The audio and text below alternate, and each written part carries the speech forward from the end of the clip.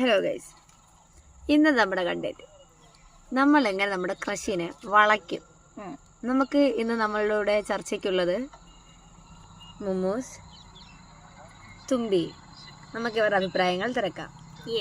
മുമ്മൂസിന് ഒരു ക്രഷ് ഉണ്ട്. മുമ്മൂസ് എങ്ങനെ മുമ്പിൽ ക്രഷിനെ വളയ്ക്കും? എനിക്ക് ഇതുവരെ ഉണ്ടായിട്ടുള്ള ക്രഷൊന്നും എനിക്ക് വളഞ്ഞിട്ടില്ല.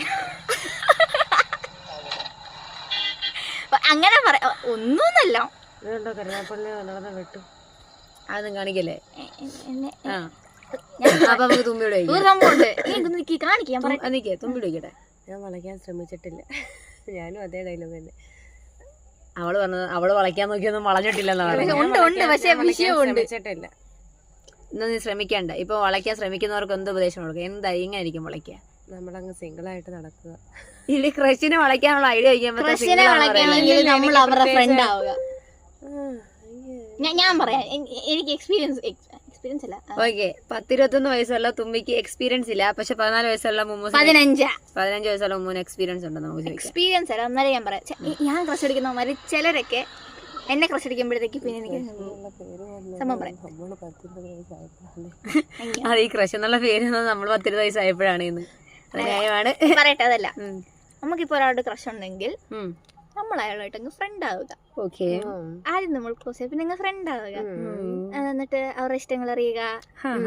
എന്നിട്ട് അത് അവർക്ക് ഒത്തിരി ഓബ്വിയസ് ആവരുത് നമ്മളതാ ചെയ്യുക. അവർക്ക് ഇഷ്ടമുള്ളത് കൊണ്ടാണ് നമ്മളത് ചെയ്യുന്നത്. ഒത്തിരി ഓബ്വിയസ് ആവരുത്, എന്നവർക്ക് മനസ്സിലാവരുത്. നമ്മൾ ചെയ്യണം. അതൊക്കെ അവർക്ക് ഇഷ്ടമുള്ളത് കൊണ്ട് ബാലപാഠങ്ങൾ എഴുതിയെടുക്കേണ്ടി. അവർക്ക് അതൊക്കെ ഇഷ്ടമുള്ളത് കൊണ്ട് തന്നെ കുറച്ച് ഇൻട്രസ്റ്റ് ഒക്കെ വന്നു തുടങ്ങും. അപ്പോഴേ കയറി പ്രപ്പോസ് ചെയ്യരുത് മോനെ. നമ്മള് ജീവിച്ച പോണക്കല്ല ഇപ്പൊ. എന്നിട്ട് നമ്മളിങ്ങനെ ഫ്രണ്ടായി ഇങ്ങനെ നടക്കണം.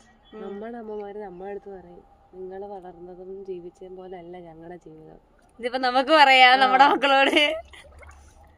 നിങ്ങൾക്കൊക്കെ ഇപ്പൊ ക്രഷ് തോന്നി കഴിഞ്ഞാൽ നിങ്ങൾക്ക് ഡയറക്റ്റ് ചെയ്യുന്ന ക്രഷ് ഒന്നും പറയാം.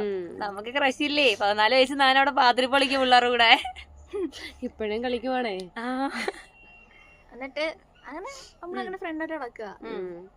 ഏതെങ്കിലും ഒരു കാര്യം നമ്മൾ പ്രപ്പോസ് ചെയ്തിട്ട് ഇങ്ങനെ ഞാൻ ഇപ്പൊ പറഞ്ഞ കാര്യങ്ങൾ ഇതെല്ലാം ഫോളോ ചെയ്യണമെങ്കിൽ ഏതെങ്കിലും ഒരു കാലത്ത് അവർ നമ്മളെ പ്രപ്പോസ് ചെയ്യും. അതായത് അവന്റെ ലൈൻ പൊട്ടി കഴിയുമ്പോ. അതെ, അവന്റെ ലൈൻ പൊട്ടി കഴിയുമ്പോ അതുവരെ അവൻ നമ്മുടെ സൈഡ് ചിക്കാണോ? അങ്ങനല്ല, നമ്മുടെ ക്രഷിന് ഉണ്ടാവരുത്, അവന് ലൈൻ ഉണ്ടാവരുത്, അവൻ സിംഗിൾ ആയിരിക്കണം. എന്നാലേ ഈ പറഞ്ഞ കാര്യങ്ങളൊക്കെ വർക്കാവൂ.